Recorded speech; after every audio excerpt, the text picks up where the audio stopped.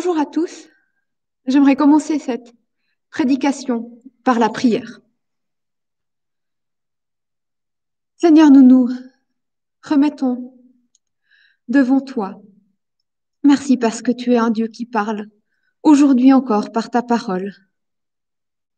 Guide-nous dans ces temps par ton esprit et rends-nous réceptifs à ce que tu veux nous dire. Amen. Nous vivons des temps particuliers ces jours.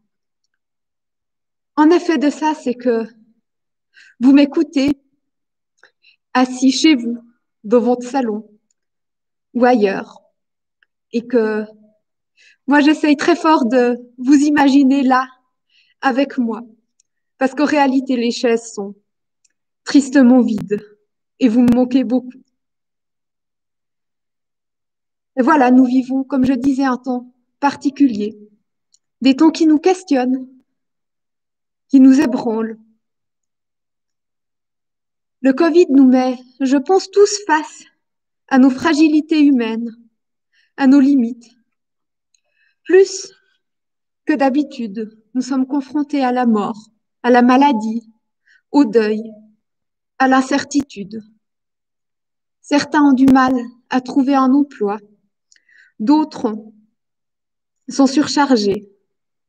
Beaucoup souffrent de la solitude.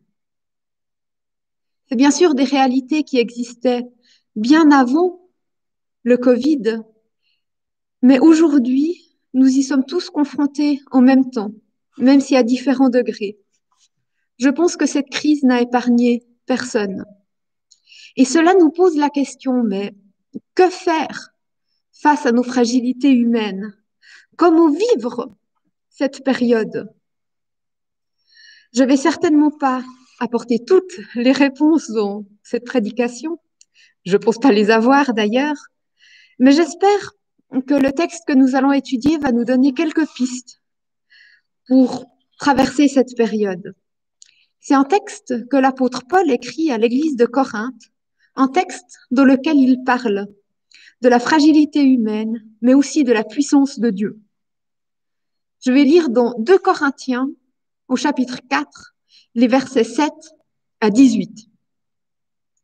Mais nous portons ce trésor spirituel en nous, comme dans des vases d'argile, pour qu'il soit clair que cette puissance extraordinaire vient de Dieu et non pas de nous. Nous sommes accablés de tous côtés, mais non laissés sans issue. Nous sommes perplexes, mais non désespérés. Nous sommes persécutés, mais non abandonnés. Nous sommes jetés à terre, mais non anéantis. Nous portons sans cesse dans notre corps la mort de Jésus, afin que sa vie se manifeste aussi dans notre corps.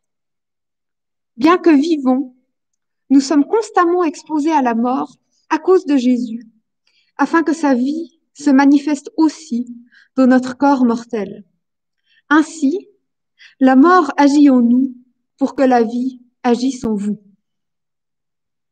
L'Écriture déclare « J'ai cru, c'est pourquoi j'ai parlé ». Nous aussi, dans le même esprit de foi, nous croyons, c'est pourquoi nous parlons. Nous savons en effet que Dieu, qui a ressuscité le Seigneur Jésus, nous ressuscitera nous aussi avec Jésus et nous fera paraître avec vous dans sa présence. Tout ce que nous endurons, c'est pour vous.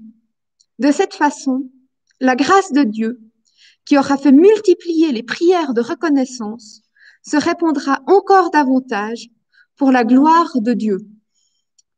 C'est pourquoi nous ne perdons pas courage.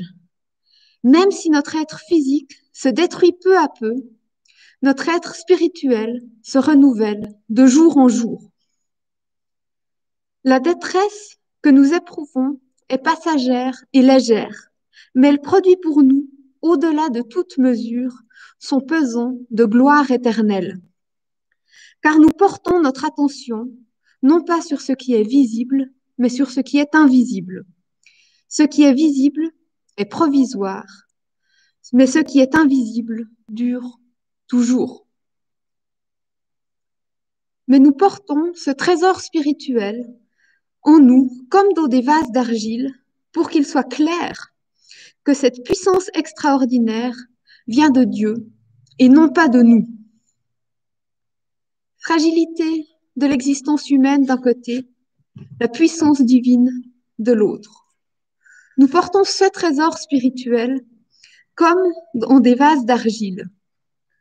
Ce trésor, il faut remonter juste un verset avant que j'ai pas lu, au verset 6, pour savoir de quoi Paul veut parler. Il parle de la connaissance lumineuse de la gloire de Dieu qui resplendit sur le visage de Jésus-Christ. Ou plus brièvement, je pense qu'il parle du fait de connaître Dieu par Jésus-Christ.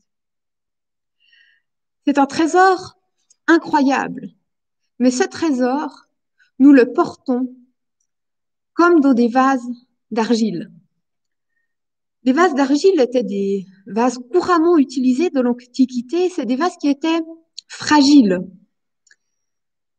Et Paul les utilise comme une métaphore de l'existence humaine. Nos existences ont leur fragilité inhérente. Paul parle d'avoir été accablé, d'être perplexe, persécuté, jeté à terre.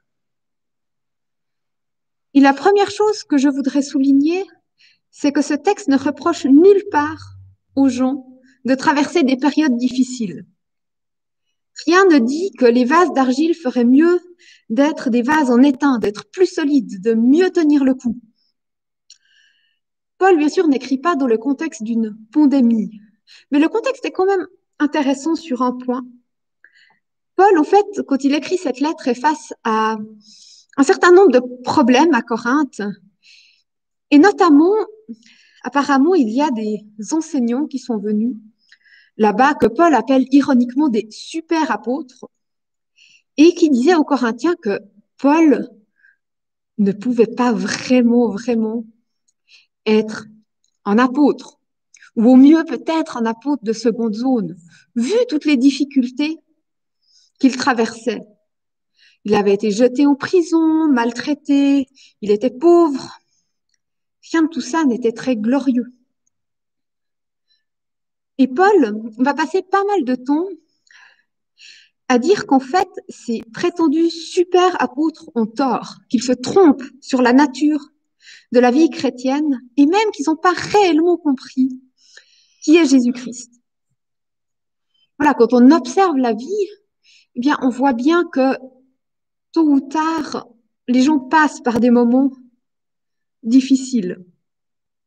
Et être chrétien ne nous a pas soudainement enlevés de tout cela et transformés en des surhommes, surfemmes, qui n'auraient aucun problème, ou alors qui prendraient des coups, mais n'auraient même pas mal. Ça peut sonner un petit peu décourageant comme ça, mais en fait, je pense que c'est important de le dire. Parce que si vous traversez aujourd'hui une situation difficile, si je traverse une situation difficile, que nous sommes davantage conscients de nos faiblesses, de nos fragilités, eh bien, ce texte vient nous rappeler que cela ne nous disqualifie en rien pour Dieu, que ça fait pas de nous des moins bons chrétiens ou je ne sais quoi. Il n'y a rien à nous reprocher ou à reprocher aux gens qui passent par des temps difficiles. Plus encore, ces temps sont en fait une occasion pour que la puissance de Dieu soit manifestée d'autant plus clairement et que les autres, les gens qui nous entourent, puissent le voir. Sans dire que les temps difficiles soient à rechercher pour eux-mêmes et bons en soi. Mais je pense qu'une des raisons pour lesquelles Dieu ne nous a pas soudainement transformés en vase d'étain quand nous sommes devenus chrétiens, eh bien, c'est pour que la puissance reste la sienne, pour que nous ne nous croyions pas forts par nous-mêmes, que nous ne tombions pas dans l'illusion que nous accomplissons les choses par notre propre force. Ah, il dit bien, mais nous portons ce trésor spirituel en nous, comme dans des vases d'argile, pour qu'il soit clair que cette puissance extraordinaire vient de Dieu et non de nous. Et un peu plus loin dans cet épître, au chapitre 12, Paul parle d'un moment où il a expérimenté ça personnellement dans sa vie face à une situation concrète. Il parle de passer par une dure souffrance dans son corps. Il ne précise pas davantage de quoi il s'agit, mais il dit que dans cette situation, il a prié Dieu 3 fois de le libérer. Et Dieu lui a répondu, ma grâce te suffit, ma puissance s'accomplit dans la faiblesse.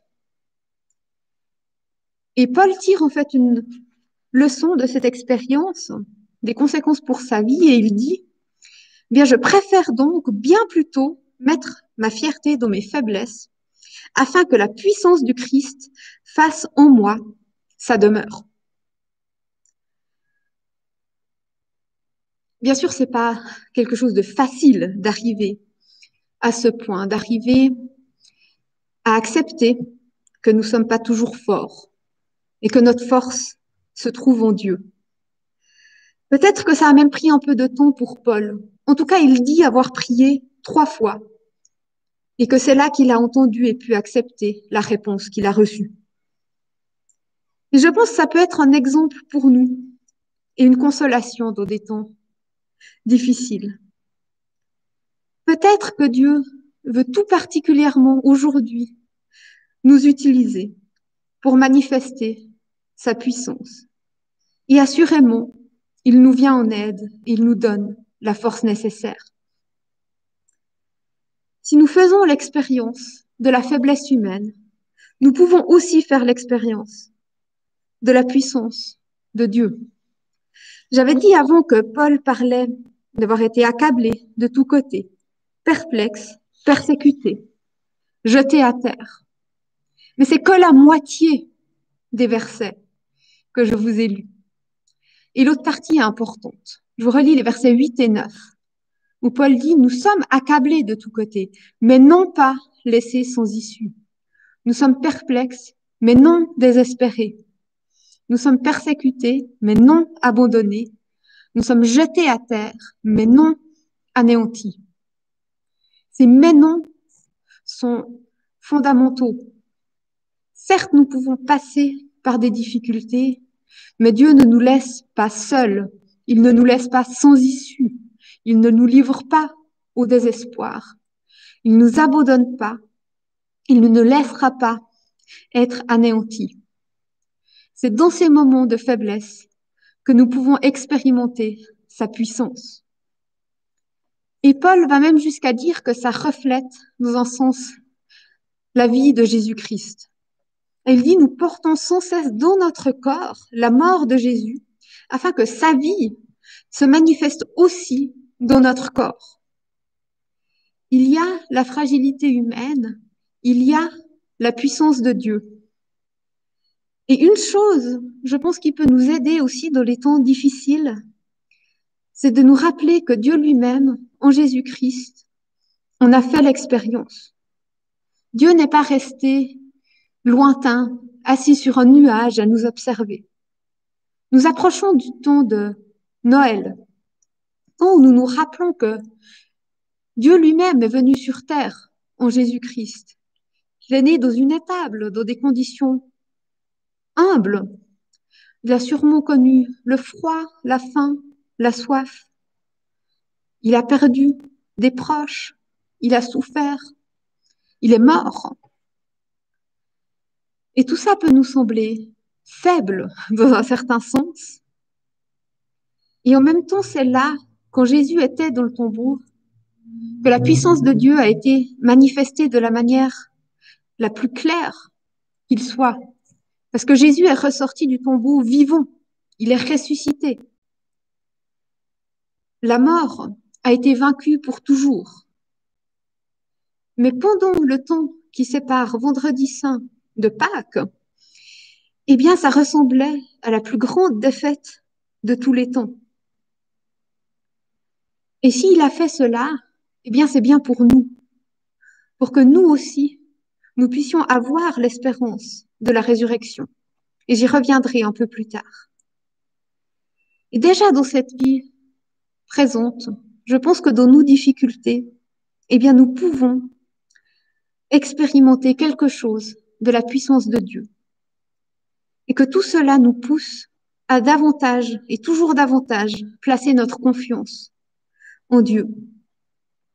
Il y a plusieurs moments où je suis forcée de constater que je ne suis pas aussi forte que ce que je voudrais. Je passe par des moments de faiblesse. Et dans ces temps, je pense qu'on est face à deux options. Soit je peux baisser les bras, céder au désespoir, ou alors je peux m'appuyer sur Dieu, m'attendre à lui, lui dire que, bah oui, là, je suis dépassée, je sais pas trop, et que j'ai besoin que ce soit lui qui agisse. Et c'est dans ces moments-là aussi, le plus souvent, que j'ai pu voir de la manière la plus claire que Dieu était à l'œuvre. Parce que clairement, je ne pouvais pas attribuer ce qui s'est passé par la suite à mes propres capacités. Donc, dans ces temps difficiles, j'aimerais nous encourager à ne pas jouer aux super chrétiens qui sont tellement forts qu'ils n'ont plus besoin de Dieu. Pas que ça existe réellement, on se comprend. Mais ne prétendons pas être plus forts que ce que nous sommes. Je pense que nous pouvons être honnêtes avec Dieu et les uns avec les autres. Des vases d'argile avec leur fragilité qui dépendent de Dieu et de sa puissance. Et nous pouvons le faire en sachant que Jésus-Christ lui-même a connu la souffrance, le deuil et la mort. Je pense que c'est là que nous pourrons le voir agir dans notre vie et aussi dans la vie des gens qui nous entourent. Et ça m'amène à mon deuxième point. Si nous sommes certes des vases d'argile, eh bien nous ne sommes pas moins porteurs d'un trésor. Trésor que nous sommes appelés à partager à ceux qui nous entourent. Paul mentionne plusieurs fois, en fait, dans ce texte que les difficultés qu'il traverse, eh bien, c'est pour les Corinthiens dans le but de leur annoncer l'évangile. Il conclut sa première partie en disant « Ainsi la mort agit en nous pour que la vie agisse en vous ». Et ce « vous » peut surprendre. Puis il enchaîne en disant « L'Écriture déclare « J'ai cru, c'est pourquoi j'ai parlé ». Nous aussi, dans le même esprit de foi, nous croyons, c'est pourquoi nous parlons. Nous savons en effet que Dieu, qui a ressuscité le Seigneur Jésus, nous ressuscitera, nous aussi, avec Jésus, et nous fera paraître avec vous en sa présence. Tout ce que nous endurons, c'est pour vous. De cette façon, la grâce de Dieu, qui aura fait multiplier les prières de reconnaissance, se répandra encore davantage pour la gloire de Dieu. Comme je disais, aujourd'hui, nous ne sommes pas exactement dans la même situation que Paul. Les difficultés que nous traversons en ce moment ne sont pas causées directement par l'annonce de l'Évangile, mais elles sont causées par une situation extérieure qui touche tout le monde. Pourtant, je pense qu'on peut retirer quelque chose d'important de l'attitude de Paul. Paul parle de ses difficultés, certes, mais c'est pas le point focal du texte, c'est pas ce qu'il veut souligner dans un certain sens. Paul n'est pas dans un coin en train de se plaindre et d'espérer que les Corinthiens le plaignent un peu aussi. En fait, il est premièrement centré sur Dieu, qui lui donne la force nécessaire dans sa situation. Et puis, il est tourné vers les Corinthiens, qu'il espère voir grandir dans leur vie de foi. Il dit bien, c'est la mort agit en nous pour que la vie agisse en vous. Tout ce que nous endurons, c'est pour vous. Et je pense que ça peut aussi pour nous être un encouragement à ne pas rester centré sur nous-mêmes dans cette période. C'est quelque chose que j'ai pas toujours très bien vécu ou fait avec l'arrivée de cette deuxième vague. Je pense qu'il y a des temps où j'étais passablement frustrée de tous les événements qui ont été annulés, des gens que j'ai pas pu voir et que j'ai pu avoir un peu tendance à me plaindre. Alors que, en prenant un peu de recul, j'ai rien vécu de très dramatique dans un certain sens. Dans tout ce qui peut arriver à des gens dans cette pandémie, ce qui est arrivé à des gens autour de moi, j'ai largement été épargnée. Et si je dis tout ça, c'est d'abord pour vous dire que je suis consciente que c'est pas facile de ne pas se centrer sur nous-mêmes quand nous passons par des temps difficiles. Et que je sais que nombreux sont ceux qui vivent des temps plus difficiles que moi. Dieu sait très bien où chacun de nous en est, ce dont nous avons besoin. Il ne nous demande pas de faire quelque chose pour lequel il ne nous donne pas la force. Mais j'aimerais vous laisser un encouragement, en fait. Vous êtes porteur d'un trésor. Nous sommes porteurs d'un trésor incroyable. Et on peut tous apporter quelque chose à notre niveau. Le Covid n'a pas mis notre vie, notre existence en pause. Dieu veut et peut encore nous utiliser, quelle que soit notre situation aujourd'hui. Et je voudrais partager avec vous un témoignage que j'ai trouvé touchant dans ce sens. C'était aux funérailles du papa de Lydia. Quelqu'un de l'église italienne dont le papa de Lydia faisait partie lui a rendu ce témoignage que je trouvais très beau. Il a dit que, à un moment donné, le papa de Lydia, à cause de son grand âge, ne pouvait plus venir au culte et qu'il allait le visiter dans le but de l'encourager. Mais qu'en fait, à chaque fois, c'est lui qui rentrait à la maison encouragé. Et je trouve que c'est un beau témoignage rendu à cet homme de plus de 90 ans qui vivait certainement des temps difficiles avec le grand âge et les soucis qui y sont liés. Mais dans tout cela, eh bien, Dieu l'utilisait encore pour encourager des gens. Il était porteur d'un trésor qu'il partageait. Et nous aussi, nous sommes porteurs d'un trésor, d'une espérance. Une espérance qui nous donne le courage nécessaire pour vivre le temps présent. Une espérance aussi dont je pense que notre monde a terriblement besoin. Beaucoup sont ébranlés aujourd'hui. Bon nombre ont dû constater que le monde, leur vie n'était pas aussi solide que ce qu'ils pensaient. Qu'un virus pouvait tout chambouler. Et la mort qui se fait plus présente ces temps, eh bien, questionne, inquiète, effraie. Dans un sens, c'est normal. La mort, elle garde un caractère scandaleux. C'est une rupture, une séparation, un deuil. Mais en tant que chrétiens, nous pouvons avoir l'espérance qu'elle n'aura pas le dernier mot, qu'elle ne sera pas toujours.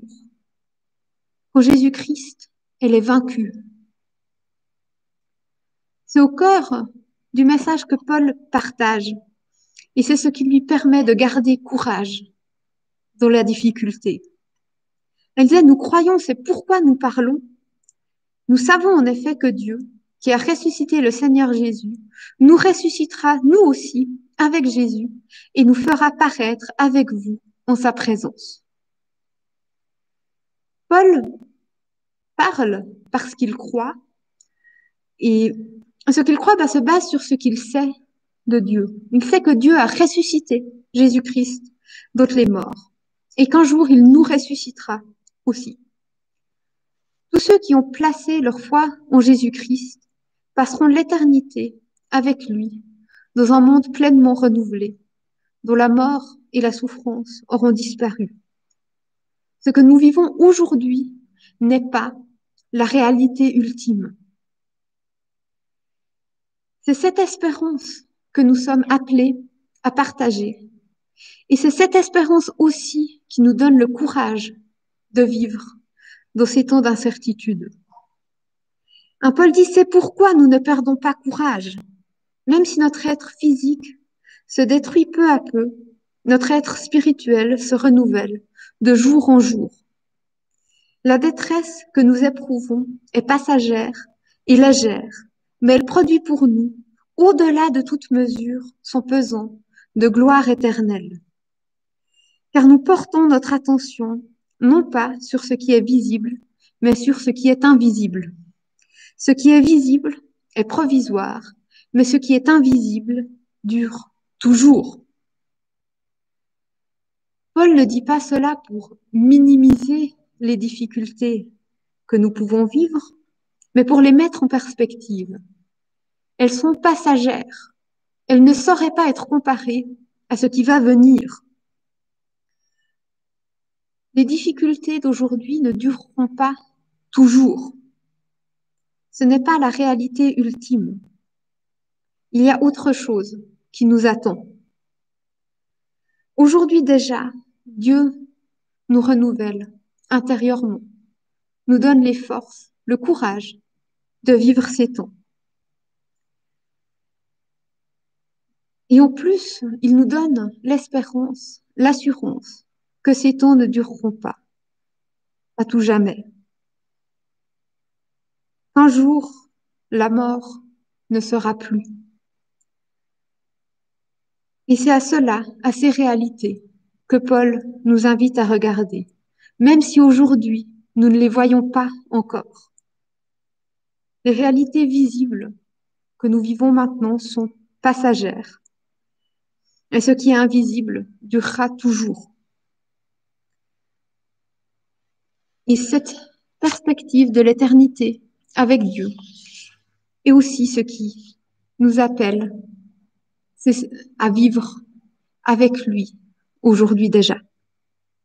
C'est vrai que les temps que nous vivons aujourd'hui ne sont pas faciles. Ils mettent en lumière la fragilité de l'existence humaine.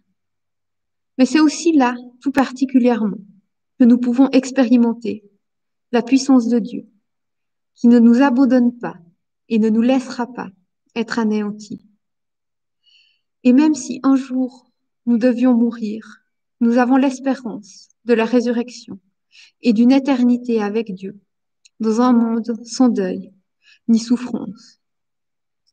Ne perdons donc pas courage, mais gardons les yeux fixés sur Jésus-Christ et continuons à témoigner de cette espérance qu'il a mis en nous.